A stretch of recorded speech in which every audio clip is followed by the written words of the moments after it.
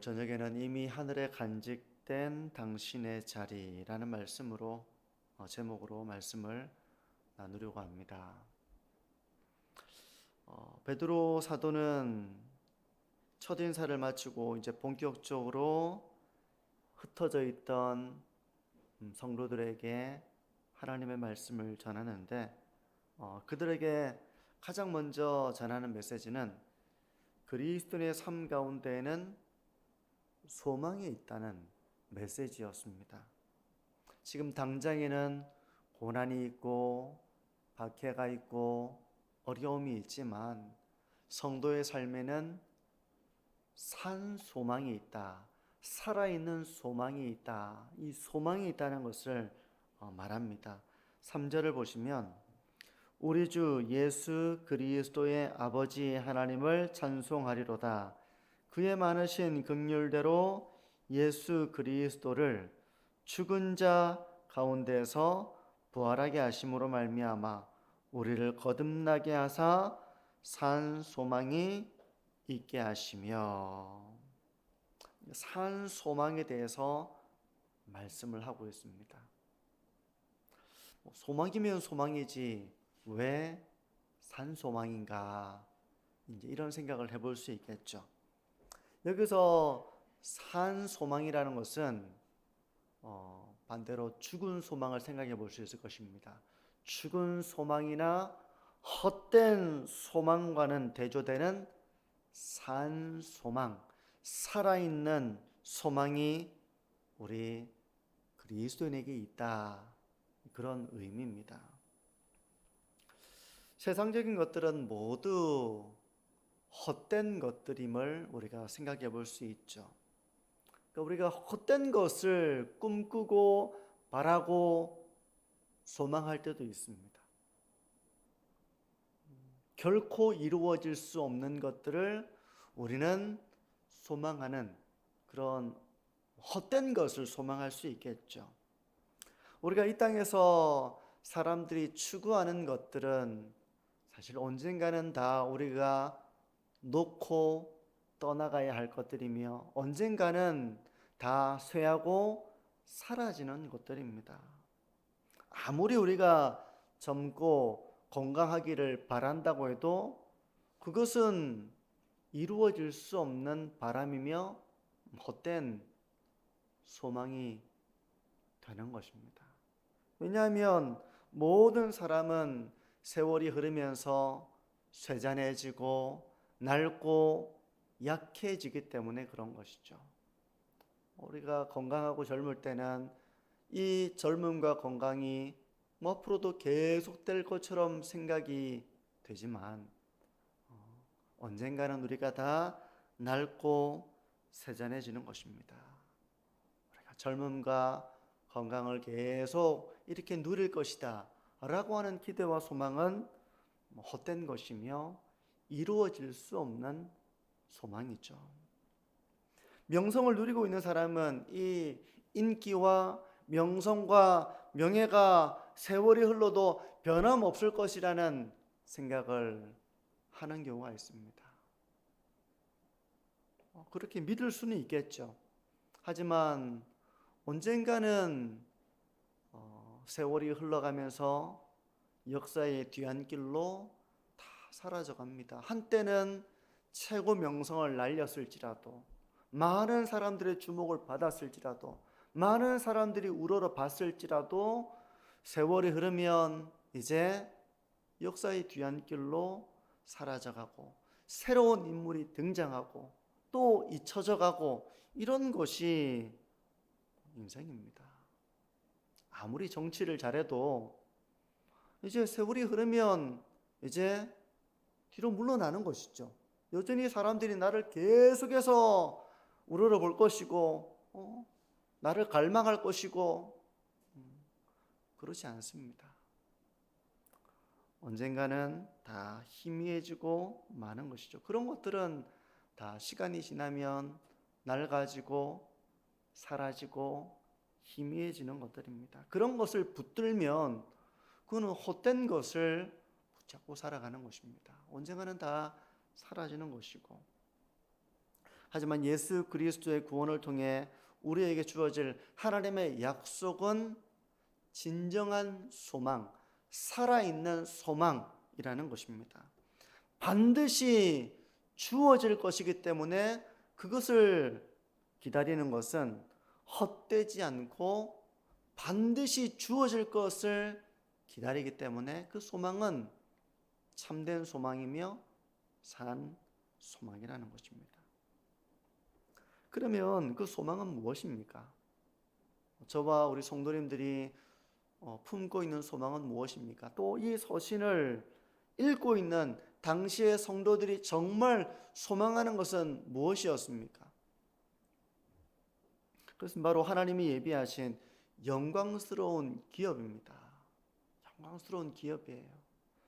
지금 학생들이나 또 취업을 하고 그런 이제 상대적으로 젊은 세대들에게는 이런 소망을 생각하기에는 아직 지금 당장 내가 공부를 열심히 하고 어떤 좋은 성적과 좋은 그런 자격을 이렇게 취득해서 좋은 대학을 가고 좋은 직장을 얻고 안정된 생활 가운데 또 가정을 꾸리고 이런 것들이 상당히 많겠죠.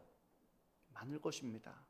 그런데 이제 나이가 지긋해지고 이제 은퇴하고 이제 세월이 많이 흐르고 하면 이제 점점 몸도 쇠잔해지고 점점 나의 남은 삶이 얼마 남지 않았구나 그런 생각을 하게 되면 이제 그런 것들을 생각하기보다는 이제 하나님께서 예비하신 그 영광스러운 유업을 더 많이 생각하게 되는 것입니다. 특별히 광야 같은 나그네 길을 걸어가고 있고 많은 시련과 박해와 환난을 당하고 있는 성도들에게는 이제 이 하나님이 예비하신 그 유업을 더 간절하게 소망하게 되는 것이죠. 우리가 건강하면 덜 소망하겠지만 우리가 병들고 약해지면 더 소망하게 되고 우리가 젊고 또 이렇게 활력이 있으면 덜 생각할지라도 우리가 이제 나이가 들고 약해지고 하면 더 많이 하나님의 유업을 우리가 소망하고 생각하게 되는 것입니다. 그 우리가 소망하는 그 하나님이 예비하신 그 유업의 성격을 4절은 이렇게 말씀합니다. 썩지 않고 더럽지 않고 쇠하지 아니하는 유업을 있게 하시나니 곧 너희를 위하여 하늘에 간직하신 것이라. 여기서 썩지 않고 라고 할 때 썩지 않는다는 것은 죽음이 손댈 수 없는 그런 성격의 것이라는 것을 말씀합니다. 이 하나님이 우리에게 주시는 유업은 썩지 않는다는 것입니다. 그러니까 지금 우리가 가지고 있는 것들은 다 낡고 병들고 썩는 것들입니다. 우리의 몸도 그렇죠. 하지만 썩지 않는 유업을 우리에게 주신다. 그 영광스러운 유업에 대해서 그 성격을 썩지 않는 것이다 말씀하고 있고요. 또 더럽지 않고 라고 하는 것은 이것은 죄와 악이 더 이상 관여할 수 없는 성격의 것이라는 것을 말씀하고 있습니다. 우리가 장차 하나님이 주실 유업은 죄가 더 이상 관여할 수 없는 그런 것이 될 것입니다. 또 쇠하지 아니한다. 이것은 앞에 것 썩지 않는다와 비슷한데요. 시간이 지나도 변하지 않는 영원함을 의미하는 것입니다. 쇠하지 않는. 하나님이 예비하신 이 유업은 이렇게 썩지 않고 더럽지 않고 쇠하지 않는 것인데 그럼 구체적으로 그게 뭡니까? 그게 무엇입니까? 구체적으로 무엇이 썩지 않고 더럽지 않고 쇠하지 않는 하나님의 유업입니까? 저는 좀 두 가지로 좀 생각을 해보려고 하는데요. 첫 번째, 무엇보다 우리가 받아 누리게 될 영광스러운 그 유업은 무엇보다도 하나님 그 자체입니다. 부모와 떨어진 아이에게 가장 필요한 것은 뭡니까? 부모와 떨어져 있는 아이에게는 뭐 신발을 선물하고 옷을 선물하고 하는 그런 선물보다 더 큰 선물은 부모 그 자체이죠. 부모를 만나는 것입니다. 지금 우리가 하나님을 알지만 우리는 부분적으로 하나님을 압니다. 하나님을 온전히 알지 못합니다. 이따금씩 우리는 하나님을 알아가는 즐거움을 맛봅니다. 하나님의 말씀을 통해서 신령한 즐거움을 경험합니다. 영적인 성장을 경험합니다. 하나님의 영광스러운 임재를 경험합니다. 하지만 마치 어떤 때는 잠에서 깨는 것처럼 그런 영광스러운 임재에서 깨어보니 내가 참 영적으로 메말라 있고 영적인 침체 가운데 있는 이런 우리의 모습을 볼 때도 있습니다. 우리가 지금은 하나님을 알지만 부분적으로 알 뿐입니다. 하지만 장차 우리는 하나님을 온전하게 알게 될 것입니다. 하나님이 우리를 알듯이 우리도 하나님을 알게 되는 것입니다. 하나님은 이미 우리를 아시죠. 하지만 우리는 하나님을 부분적으로 압니다. 우리는 부분적으로 봅니다. 하지만 장차 하나님을 온전하게 알게 될 것입니다.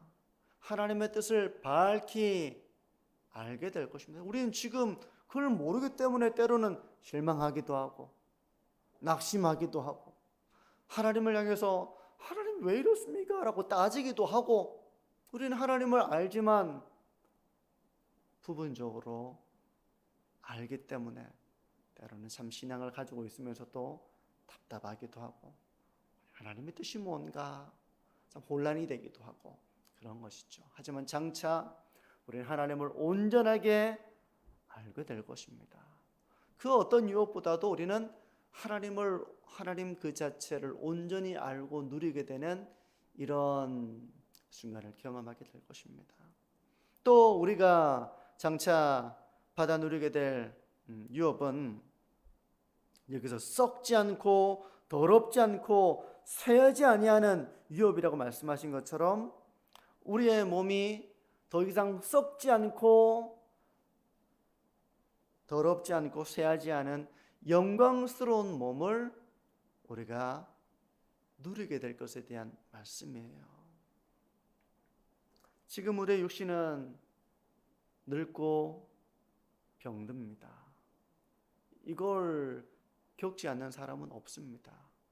때로 우리가 참 서글프기도 합니다.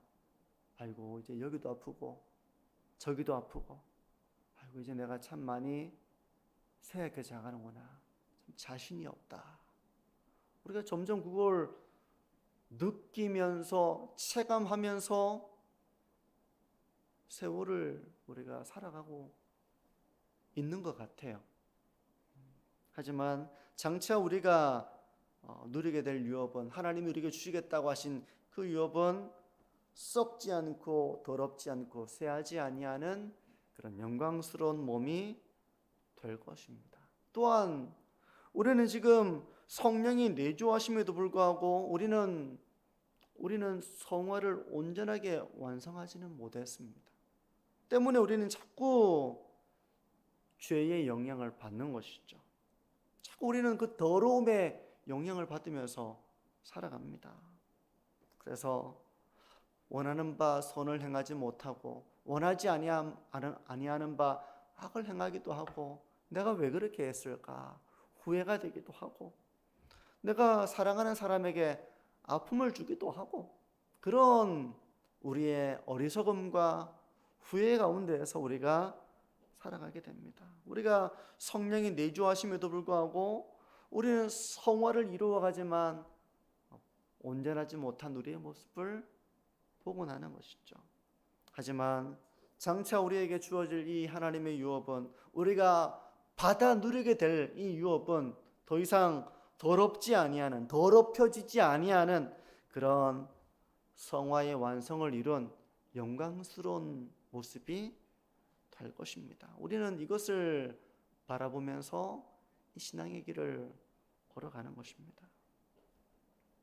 그리고 하나님은 우리가 이 장차 받아 누릴 이 유업을 우리가 받기까지 하나님이 우리를 보호하고 계시다는 것입니다. 5절을 보시면 하나님의 보호하심을 이렇게 말씀합니다. 너희는 말세에 나타내기로 예비하신 구원을 얻기 위하여 믿음으로 말미암아 하나님의 능력으로 보호하심을 받았느니라. 여기서 보호하신다, 보호하심을 받았다라고 하는 이 원어의 의미를 보면 성벽 주위를 군사들이 겹겹이 에워싸고 철통같이 지키는 그런 군사적인 의미를 가지고 있습니다. 그러니까 철통같이 지키니 그 성이 쉽게 함락될 수가 없죠. 철통같이 지키는 겹겹이. 그런데 하나님께서 그렇게 우리를 철통같이 지키시기 때문에 우리가 보호하심을 받는다는 것입니다. 하나님은 우리가 그 예비하신 구원을 얻기 위하여, 얻기까지, 우리의 구원을 완성을 이루기까지 철통같이 우리를 지키신다는 것입니다. 때문에 보호하심을 받았느니라 라고 말씀을 하는 거예요. 그러니 보호하심이란 얼마나 강력합니까? 얼마나 강력한 것입니까? 이 자리에 계신 분들은 대부분 이제 자녀들이 다 결혼을 하고 또 손주를 보고 이제 그러신 분들인데, 만약에 손주랑 같이 어디 놀러 갔다고 한번 생각해 보세요. 그러면 손주를 얼마나 강력하게 보호하겠습니까? 누가 데려가려고 그러면 뻔히 쳐다보고 있거나 하지 않을 거잖아요. 강력하게 보호하실 것입니다. 위험한 것이 있는지 철통같이 몇 겹이서 이렇게 보호를 하실 겁니다. 아무리 아프고 어려운 일을 겪더라도 끝까지 지켜내려고 할 겁니다. 아프면 밤을 새서라도 옆에서 꾸벅꾸벅 졸면서라도 이 아기를 보호하고 간호하고 강력하게 보호를 하실 겁니다. 그것처럼 하나님께서 자기 백성을 이렇게 강력하게 보호하신다는 것입니다. 이 서신을 받는 당시에 여러 지역에 흩어져 있는 성도들은 상당히 박해와 시련을 겪고 있는 그런 때였습니다. 하지만 하나님께서 그들을 보호하신다는 것입니다. 물론 육신적으로 그들은 고난을 받고 박해를 받을 수 있죠. 하지만 그들의 영혼, 그들이 믿음을 잃지 않도록 하나님은 그들의 구원을 강력하게 지키신다는 것입니다. 그들이 믿음을 잃지 않도록 하나님이 그들을 강력하게 지키신다는 것입니다. 그들에게 힘을 주시고 그들에게 소망을 주시고 어떤 순간에서도 이겨내도록 하나님이 강력하게 그들을 보호하신다는 것입니다. 그러니 박해의 순간 가운데도 그들이 신앙을 잃지 아니하고 믿음을 잃지 아니하고 하나님의 사랑과 은혜 가운데 넉넉히 이겨나갈 수 있었던 것은 바로 하나님이 그들을 보호하고 계시기 때문에 그런 것이죠. 오늘 말씀은 여기까지입니다. 그래서 오늘 말씀을 통해서 우리가 좀 묵상해 보기를 원하는 것은 바로 우리의 소망에 대한 것입니다. 저는 이 말씀을 묵상하면서 우리가 참 월요병이다 그래가지고 주일을 지나고 월요일날 직장에 출근하고 또 월요일날 학교에 나가고 하면 참 이 학교도 가기 싫고 직장도 가기 싫고 그런 일을 겪을 때가 있잖아요. 그런데 아침에 나갈 때는 그렇게 싫어도 또 하루의 일과를 마치고 집으로 돌아오면 또 편안하게 씻고 옷을 갈아입고 쉬고 또 편안한 밤을 맞이하는 시간이 어김없이 주어집니다. 어김없이 주어집니다. 그거는 반드시 우리에게 주어지는 시간이죠. 조금만 참자, 조금만 견뎌내자, 그런 것처럼 우리에게는 장차 하나님이 우리에게 주실 영광스러운 기업이 있습니다. 하나님이 주실 안식과 영광스러운 유업이 우리에게 있습니다. 그것은 이 땅에서 우리가 가지고 있는 육신처럼 낡아지고 썩는 것도 아니고, 우리가 아무리 많은 돈을 가지고 있고 명성을 가지고 있어도 어느 순간에는 그것이 우리의 삶 가운데 더 이상 내 삶에 가장 필요한 것이 되지 못하는 순간이 오고는 맙니다. 내가 그토록 붙잡았던 것이지만 아무 쓸모없는 순간이 되는 순간을 우리가 맞이하게 되는 것이죠. 그건 낡고 이제 더 이상 의미가 없어요. 하지만 하나님이 우리에게 예비하신 유업은 썩지 아니하고 더럽지 아니하고 쇠하지 아니하는 이 유업을 우리에게 주실 것이라고 말씀하고 있습니다. 그러니 우리의 삶 가운데 많은 시련의 어려움도 있고 핍박도 있고 박해도 있고 여러 가지 많은 어려움이 있지만, 우리가 이 하나님이 우리에게 예비하신 하늘에 간직하신 이 유업을 바라보면서 우리가 잘 인내하면서 이 신앙의 길을 걸어가야 하겠습니다. 잘 인내하셔야 됩니다. 잘 참고 견뎌내며 이 유업을 바라보면서 소망 가운데에서 우리가 이 신앙의 길을 걸어가야 됩니다. 두 번째는 우리의 구원이 완성될 때까지 하나님의 능력으로 우리를 보호하고 계시다는 사실입니다. 비록 우리의 삶 가운데에는 우리가 원치 않는 일들이 일어나곤 합니다. 우리는 왜 그런 일이 일어나는지 다 깨달을 수는 없죠. 하지만 분명한 사실은 하나님께서 우리를 붙드시고 계시고 보호하고 계시다는 사실입니다. 우리가 신앙을 잃지 않도록 믿음을 지키도록 하나님은 우리를 굳게 붙잡고 계시고 보호하고 계신 것입니다.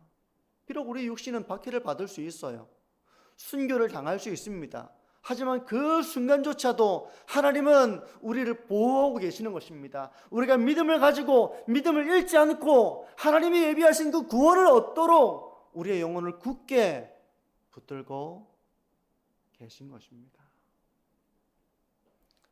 많은 믿음의 선진들이 끝까지 이겨낼 수 있었던 것에는 바로 이런 하나님의 보호하심이 그들에게 있었기 때문입니다. 그들이 하나님이 예비하신 그 구원을 얻기까지 하나님이 그들을 보호하시기 때문에 어떤 우겨쌈을 당하여도 하나님의 사랑으로 넉넉히 이겨낼 수 있었던 것입니다. 지금까지 우리가 신앙의 길을 걸어온 것도 바로 이런 하나님의 보호하심 때문인 줄 믿습니다. 앞으로 우리가 걸어가는 길도 하나님의 보호하심 가운데서 이 길을 걸어가게 될 것을 우리가 바라보면서 하나님이 나를 붙드시고, 때로 우리는 간사하고 때로 우리는 계산적이고 때로 우리의 믿음은 연약할지라도 하나님이 우리를 굳게 붙잡으심으로 말미암아, 하나님이 우리를 보호하심으로 말미암아 우리가 결국에는 넉넉히 이기게 될 것이다. 그 근거가 나의 강건함이 있는 것이 아니라 하나님의 보호하심이 있다는 것을 바라보면서 이 하나님의 보호하심과 사랑을 감사하며 신앙의 길을 또 감사하며 찬송하며 걸어가는 저와 우리 모든 성도님들의 삶이 되시기를 바랍니다.